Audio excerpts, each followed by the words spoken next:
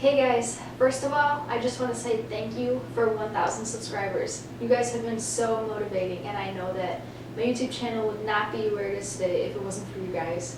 So thank you. So in my last video, I showed you guys how to do a reverse grip spin forward this way. Today I'm going to show you how to do it backwards this way. So starting in the reverse grip, you're going to bring the sword back until it's parallel to the floor basically, so that the pommel is hitting you in the chin, sort of. So just bring that back. And as soon as you get up here, you're going to want to twist it out, but diagonally, so it continues to go up. So bring it back, but instead of twisting this way, you're going to twist this way.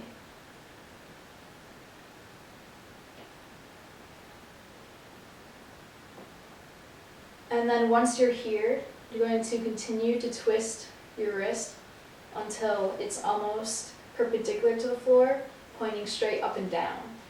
Then continue that motion without twisting. You're just going to bring the sword back, just pivot your wrist so that the sword aligns with your arm. And then twist down, so that now the sword is under your arm, but still parallel with it.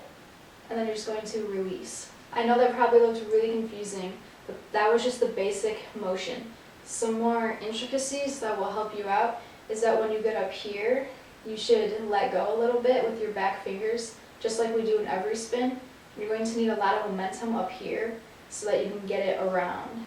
I think another thing that helps is knowing that you're going to be using your thumb a lot. You're going to need to kind of use the muscles in your thumb, if that makes sense, to swing the sword around once it's at its peak. So when you're up here, you got to really squeeze with your thumb and kind of push it around. So like hook your thumb around the hilt and like fling it kind of.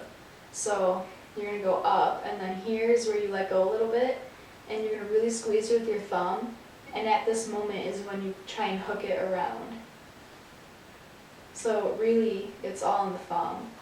One thing to be careful of is that while you're trying to do the thumb thing, make sure you go all the way around in a circle. I think if you concentrate too much with the thumb, what you'll find is that you go up, out, and then just kind of like straight down. So you're kind of doing like a half circle. What you want to do is a full circle. So make sure the sword really goes behind you and not like this. So this is good, and this is bad. In case you couldn't visualize that very well, just think of the side of your body as the line you need to cross. So if you do it right, the sword should cross the line at the top of the spin and continue around to cross it again at the bottom, like that. But if you do it wrong, it's going to go up and then just kind of follow the line straight down and never cross it. So this is crossing the line, and this is not. So I'll just give you a close-up on my hand with some small rotations so that you can really see the motion that I do.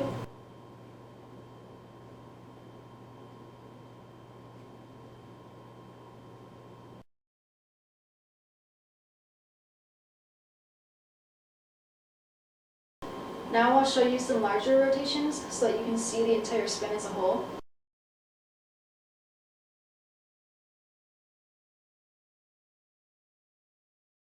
Once you've got that down, you can make each spin go into the next so that it's one long continuous rotation, and it will look like this.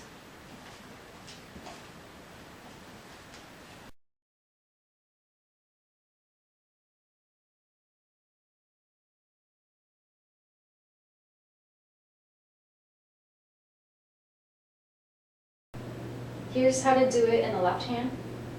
You're going to bring the pommel back so the entire sword is parallel with the ground, and then continue the tip of the sword diagonally up.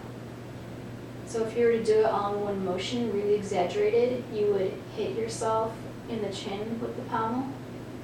So bring it up and then continue the tip up diagonally. Then you're going to rotate your hand, so now it's flat, and then extend this out. So now the sword is parallel to your arm. And then you're going to twist this down. So now the sword is under your arm, but still parallel. And then release. And that is the complete circle. Now when the sword gets to its peak, this is where you want to let go a little with your back fingers and really pinch it between your thumb and forefinger. And this is where you're going to want to do that hook thing I mentioned before with your thumb. So you're going to bring it up and then hook it with your thumb and kind of fling it around. So it's really all in the thumb, and especially once it's at the peak up here after you brought it up and after you made the tip go up diagonally. That's when you want to hook it with your thumb. Remember about the invisible line on your body. Make sure that when you do the rotation, the sword passes the line and doesn't stop at the line and then go back down. So make sure you get a complete circle that starts at the front of you, goes to the back, and ends at the front again. And once you've got that down, just like in the other hand, then you can make each spin go into the next so that you have one long continuous rotation.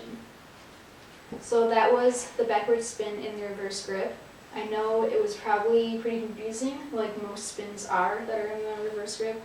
So if you have any questions or need any clarification, please leave a comment and I will do my best to reply to you. And as always, thank you for watching. And once again, thank you so much for 1,000 subscribers. You guys mean so much to me. And Jack says thank you too. Right, Jackie? Right?